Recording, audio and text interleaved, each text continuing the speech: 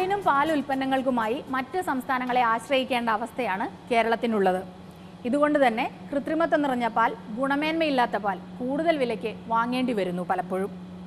എന്നാൽ പാലുൽപാദനവും സംസ്കരണവും ശേഖരണവുമെല്ലാം കേരളത്തിൽ തന്നെ നടക്കുന്ന പുതിയ സംരംഭങ്ങൾ പ്രവർത്തനം തുടങ്ങിയിട്ടുണ്ട്.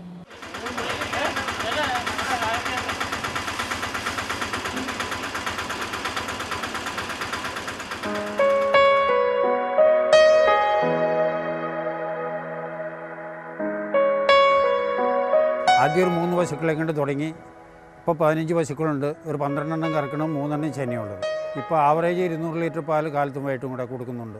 പശുക്കളെ വളർത്താൻ എൻ്റെ ചെറുപ്പം മുതലേ വീട്ടിൽ പശുക്കളുണ്ട്. പിന്നെ അതൊക്കെ അന്നിപ്പോൾ 1-2 വീട്ടാവശ്യത്തിന് മാത്രമേ ഉണ്ടായുള്ളൂ. ഇത് പൗലോസ് ക്ഷീര കർഷകനാണ്. അന്നന്ന് ലഭിക്കുന്ന പാൽ വീടിനടുത്തുള്ള ഫാക്ടറിയിൽ കൊടുക്കാൻ കഴിയുന്നതിനാൽ മികച്ച വരുമാനം ലഭിക്കുന്നുണ്ട് ഈ കർഷകന്. എറണാകുളം ജില്ലയിലെ കിഴക്കമ്പലത്താണ് പാൽ ശേഖരണവും പാലുൽപ്പന്നങ്ങളുടെ ഉൽപാദനവും വിതരണവും നടത്തുന്ന ഈ സംരംഭം. പാൽ ഉൽപ്പാദിപ്പിക്കുന്ന കർഷകർക്ക് ന്യായമായ വില അവർക്ക് കിട്ടുന്നില്ല. അതിനൊരു പരിഹാരമായിട്ട് നമ്മൾ ഈ പാല് ഇവിടെ ഉൽപ്പാദിപ്പിക്കുന്ന ആൾക്കാരിൽ നിന്ന് തന്നെ ഡയറക്റ്റായിട്ട് നമ്മളത് അവിടുന്ന് കളക്ട് ചെയ്യുന്നു. അതുകൂടാതെ എത്രയും ഫ്രഷായിട്ട് തന്നെ നമ്മൾ കസ്റ്റമേഴ്സിനെ ഉപഭോക്താക്കളിൽ എത്തിക്കുന്നു. അതുകൂടാതെ നമ്മൾ ഒരു കാര്യത്തിൽ പ്രത്യേക ശ്രദ്ധ വരുത്തിയിരിക്കുന്ന പാലിൽ നമ്മൾ വേറെ പ്രിസർവേറ്റീവ്സ് യാതൊന്നും ആഡ് ചെയ്യുന്നില്ല, രാസപദാർത്ഥങ്ങളൊന്നും ആഡ് ചെയ്യുന്നില്ല. നമ്മുടെ കുഞ്ഞുങ്ങൾക്ക് കഴിക്കാൻ പറ്റുന്ന ഒരു മൂല്യവർദ്ധിത ഉൽപ്പന്നങ്ങളും നമ്മൾ പാലിൽ നിന്ന് ഉൽപ്പാദിപ്പിക്കുന്നുണ്ട്. 500 ലിറ്റർ മുതൽ 1500 ലിറ്റർ വരെ പാൽ ഇവരുടെ ഫാമിൽ തന്നെ ഉൽപ്പാദിപ്പിക്കുന്നു.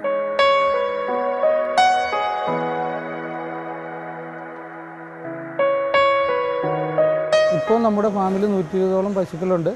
രാവിലെ 4 മണിക്ക് എഴുന്നേറ്റ് കുളിപ്പിച്ചതിന് ശേഷം നമ്മൾ അതിനുശേഷം നമ്മൾ കറന്നതിന് ശേഷം അതിന് തീറ്റ കൊടുക്കുന്നു.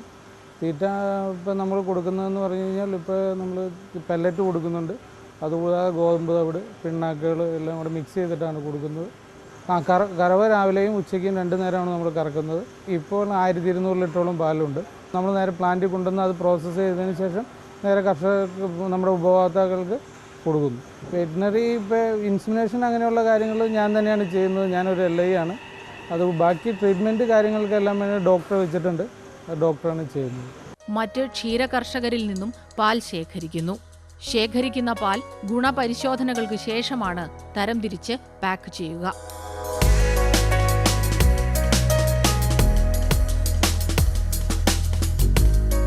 ഉപഭോക്താക്കൾക്ക് സംസ്ഥാനത്തിനകത്തുനിന്ന് ഗുണമേന്മയുള്ള പാലും പാലുൽപ്പന്നങ്ങളും ലഭ്യമാക്കുകയാണ് ഇവരുടെ ലക്ഷ്യം.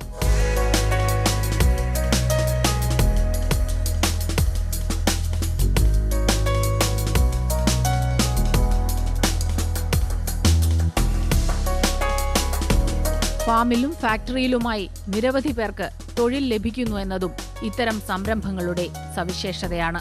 ഞാനിവിടെ പ്രൊഡക്ഷൻ മാനേജറായിട്ടാണ് വർക്ക് ചെയ്യുന്നത്. ഞാൻ പഠിച്ച കോഴ്സ് എന്ന് പറഞ്ഞാൽ food science and quality control ആണ്. ഒരാൾ പാല് എത്തിച്ചാൽ 3 ഇതായി തരംതിരിക്കുന്നു. അതിൽ നമ്മൾ തൈരിനായും പനീറിനായും നെയ്ക്കായും വേറെ വേറെ ചെയ്യുന്നു. പാല് നമ്മൾ പാക്കറ്റ് ചെയ്യുന്നത് നമുക്കിപ്പോൾ മെയിനായിട്ടുള്ളത് ഗവൺമെൻറ് സ്റ്റാൻഡേർഡ് അനുസരിച്ച് ട്യൂൺഡ് മിൽക്ക് എന്ന ഇതാണ്. അതിൽ 3% ഫാറ്റും 8.5% SNFും വരും. നമുക്കിവിടെ ഏകദേശം 9000 ലിറ്ററോളം പ്രൊഡക്ഷൻ ഉണ്ട് ദിവസം. അതിൽ പനീറിനും തൈരിനും നെയ്ക്കുമായി ഒരു 3000 ലിറ്ററോളം പ്രൊഡക്ഷൻ വരും. ബാക്കി നമ്മൾ പാലുൽപ്പന്നങ്ങൾക്കായിട്ട് യൂസ് ചെയ്യുകയാണ്. ഇവിടെ മൊത്തം 30ഓളം വർക്കേഴ്സുണ്ട്. അതിൽ നമ്മുടെ ഈ ഭാഗത്തു നിന്ന് തന്നെയുള്ള ചേച്ചിമാരുണ്ട്. ചേച്ചിമാരാണ് നമ്മുടെ ക്ലീനിങ് വർക്കുകളും കാര്യങ്ങളും എല്ലാം ചെയ്യുന്നത്. അതുപോലെ തന്നെ അന്യസംസ്ഥാന തൊഴിലാളികൾ 6 പേരുണ്ട്. അവരാണ് പ്രൊഡക്ഷനിൽ പാക്ക് ചെയ്യാനും മറ്റ് സഹായങ്ങൾക്കെല്ലാം അവരാണ് നടത്തുന്നത്. ഇവിടെ ഉൽപ്പാദിപ്പിക്കുന്ന പാലും പാലുൽപ്പന്നങ്ങളും കേരളത്തിലെ വിവിധ ജില്ലകളിലേക്ക് എത്തുന്നുണ്ട്. വരും നാളുകളിൽ കൂടുതൽ ഇടങ്ങളിലേക്ക് പ്രവർത്തനം വ്യാപിപ്പിക്കാൻ ഒരുങ്ങുകയാണിവർ.